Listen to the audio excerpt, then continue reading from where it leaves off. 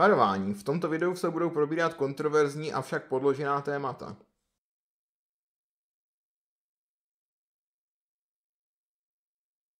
V historii se stává, že se jedno obyvatelstvo stane dominantnějším než to druhé. A o tom předešlém se toho pak už moc neví, ale nikdy nezmizí úplně.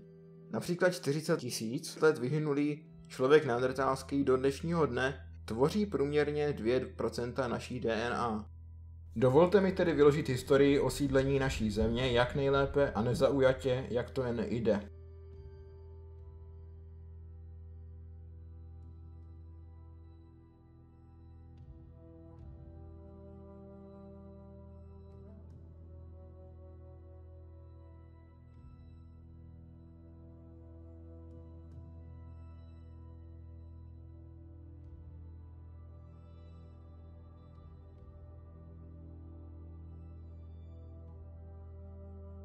Byli to první lidé typu sapiens sapiens, co došli do našeho území.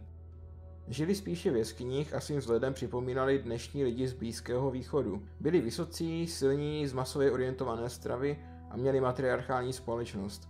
Někdy během svého pobytu v Evropě zmutovali a podle výzkumů nálezů bylo zjištěno, že měli všichni modré oči. Nyní vidíte rekonstrukci obličeje jednoho z nalezených. Zajímavostí je, že dnešní národ s největším zastoupením těchto lidí je Estonsko, kde má 99% lidí modré oči.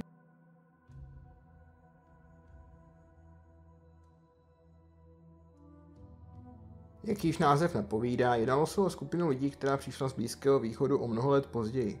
Rozšířili zemědělství, měli světlejší kůži, pravděpodobně z časté konzumace obilnin a hnědé oči. Byli nižšího vzrůstu. Zakládali si sídlo s farmami a díky většímu množství potravin přečíslili především lovce asi 1:10. Nejbližší dnešní národ by byli obyvatelé Sardinie a Baskové, kteří si do dnešního dne zachovali neindoevropský jazyk. Používali techniku žáření, aby uvolnili místo pro pole, měli patriarchální společnost a jsou považováni za stavitele Stonehenge a dalších kamenných struktur po Evropě.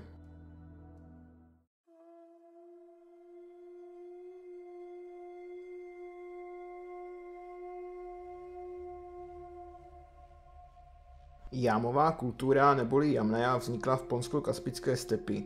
Její lidé byli zvyklí na pití mléka a měli masově orientovanou stravu. Byli vysocí průměrně 175 cm, v čemuž se vztahuje pozdější řecké označení keltoi neboli vysoký člověk. Měli světlou kůži a nejčastěji tmavé vlasy a hnědé oči. Nyní vidíte rekonstrukci dvou lidí z doby jámové kultury. Díky domestikaci koní měli značnou výhodu a dokázali rychle překonávat velké vzdálenosti. Na rozdíl od farmářů si z bronzu nevyráběli zemědělské nástroje, ale sofistikované zbraně. Podřídili si předešlé populace a zavedli pastevectví. Jsou považováni za proto-indoevropany, kteří roznesou svůj jazyk po celé Evropě i Asii. V České republice tvoří geny ze stepí průměrně půlku naší DNA.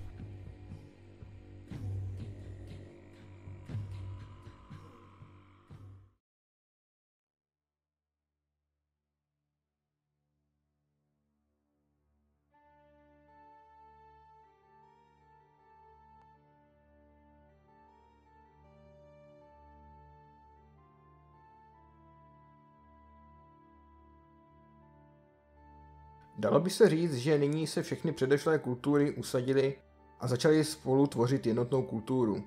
Vznikne tím etnikum Keltů a halštatská kultura. Halštatská kultura se vyznačovala rozvojem technologie zpracování železa, nárůstem kontaktů s kulturami antického středomoří i východních oblastí Evropy. Zesložuje se struktura společnosti, vzniká vládnoucí elita. Halštatská kultura se vyvine v pozdější laténskou kulturu, ale jedná se jen o kulturní vývoj, ne o populační změnu. Naše území mají spoustu obyvatel a do země putují nové kmeny, jako jsou bojové, kteří sice osídlí střední a severozápadní území ČR, ale spíše se stanou vládnoucí třídou než většinovým obyvatelstvem. Od 2. století před naším letopočtem byli zdejší bojové vystaveni nájezdům Germánů, proto část etnika odešla z Čech na území dnešní Moravy a západního Slovenska. Novými pány se tak stal germánský kmen Markomanů. Není jisté, do jaké míry se jednalo o kolonizaci anebo jen o vládnoucí třídu. Budeme proto počítat s tím, že Germáni osídlili část území, ale spíše byli vládnoucí třídou, která svým subjektům vnutila svůj jazyk. Ve 4. století dochází k stěhování národů, to je způsobené migrací Hunů na západ, drancujících všechno, co jim stojí v cestě. Přes naše území se proženou kmeny Svébů společně s Markomany, Vandalů, Gótů a Hunů, kteří nakonec skončí a s nimi i stěhování. Osídlení českých zemí je potom mnohem řídčí a otevřené novému kmeni a kultuře.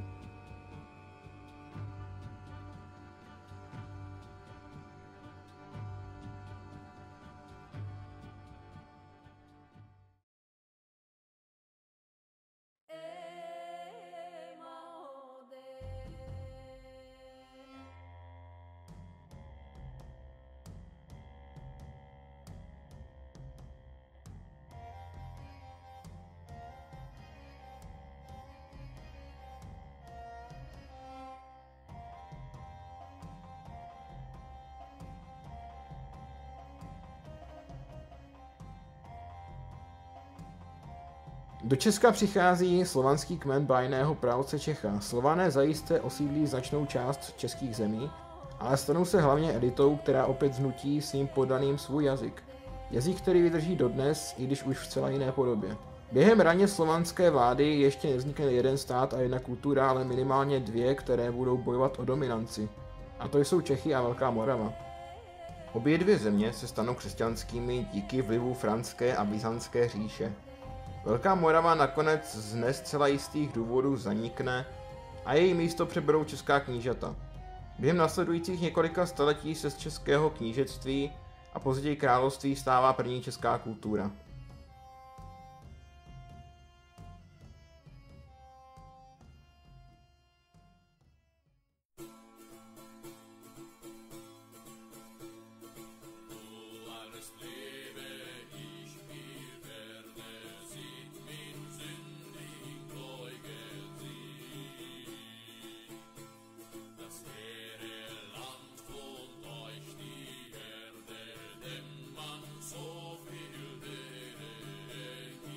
Do českého území na základě dohody mezi Přemyslovci a Svatou říší římskou proudí němečtí osídlovatelé, aby málo nebo zcela neosídlené pohraniční české oblasti kultivovali.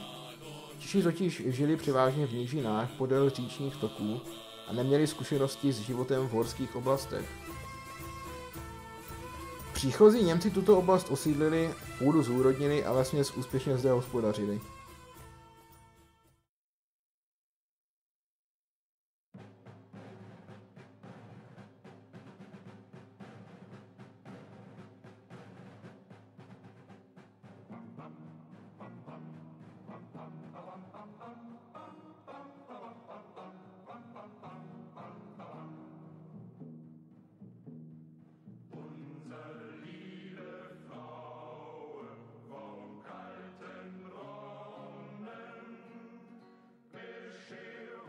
Doba předbělohorská se do začátku stavovského povstání v roce 1618 vyznačovala relativní náboženskou tolerancí.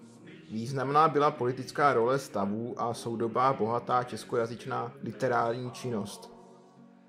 Porážka stavovského povstání a následný vývoj znamenaly zásadní společenskou změnu. Bylo povoleno jen katolické náboženství a obnoveným zřízením zemským přešel stát od stavovství k absolutismu. S absolutismem spojená centralizace a prosazování němčiny vedlo v dlouhodobém horizontu ke germanizaci národa a úpadku užívání češtiny. K tomu značně přispělo i ničení zakázaných knih. Mnoho osobností, které odmítly přestoupit ke katolictví, museli odejít do exilu, například Jan Amos Komenský. Během tohoto období, které trvalo přes 160 let, odešlo do vyhnanství až 500 000 evangelíků z Čech a Moravy. Počet obyvatel země během 30leté války klesl více než o třetinu a zemi obsadila šlechta z řad cizinců, například známí Schwarzenberkové.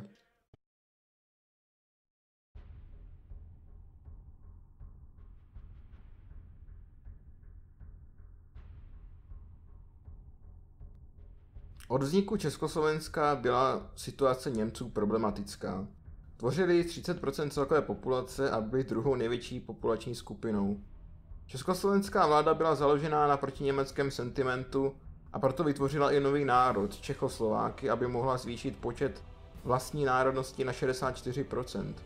Němci se kvůli tomu cítili jako druhořadí občané a s příchodem násilné retoriky nacistů radikalizovali napadali české četníky a brutálně mučili neněmecké obyvatele.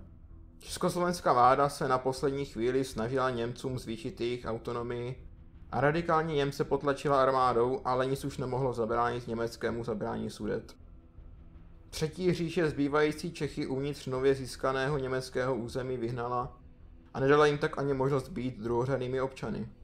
V dalším roce Německo zabralo i zbytek země a vytvořilo loutkový stát protektorát Čechy a Morava. Nacistický režim měl v plánu po válce vyhnat velkou část Čechů na Sibiř, poněmčením vhodné poněmčit a zbytek nechat žít jako otroky, kteří by se nemohli rozmnožovat a došlo by tak k jejich přirozenému vymizení.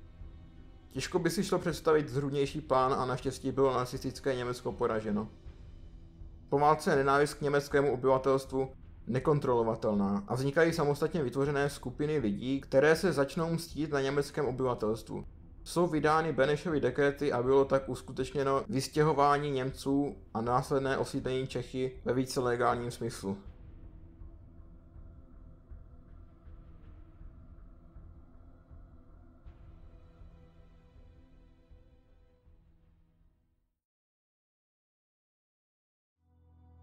Po tolika informacích si můžete klást otázku, kdo tedy jsme? Jsme Slované, Germáni nebo snad Keltové? Odpověď zní ano, jsme všichni, kdo tu kdy žili. Jsme obyvatelé České republiky.